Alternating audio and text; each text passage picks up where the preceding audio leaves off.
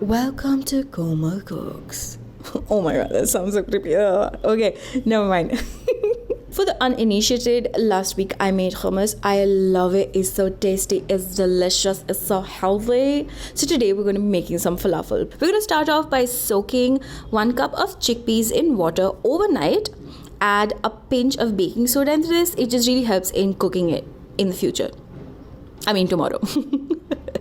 And then in the morning, your chickpeas are going to look something like this. Fresh and juicy and juiced up. All adjectives there. It's just basically going to look like this, essentially. Now, in the blender that you used for hummus, just put 1 onion, about 4 to 5 cloves of garlic. You can use even more garlic if you want, depending on the sort of taste that you like.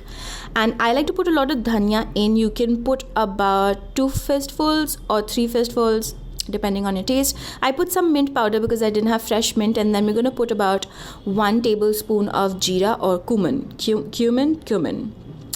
You have to make a paste that looks like this. Add some salt, okay? This doesn't have to be a complete watery paste. It has to be something like a dough. Add some baking soda to this, about half a teaspoon, and then add some maida to this, like I'm doing so. And then make a ball out of this, okay? You can make it into different shapes as well. I just like making balls because I'm used to making laddus, so I'm a laddu myself.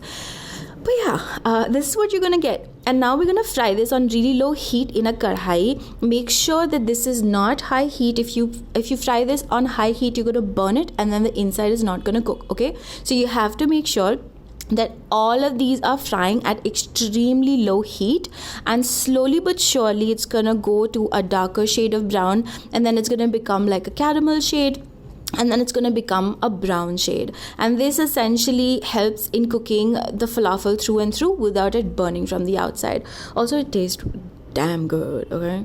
This is what the falafel is going to end up looking like. Nice brown on the outside, and then you bite into it, and there's going to be a beautiful, gorgeous green on the inside. This tastes like everything you put in the ingredients, and it, oh my god, it's so good. So I'm just gonna take a pita bread. I'm gonna apply some hummus on one side, and on the other side I made a mint and yogurt hung curd dressing, and then I'm gonna add some vegetables. You can put any. Then I'm gonna add 3 falafel balls because why not? Then just wrap it up and devour it and thank me later.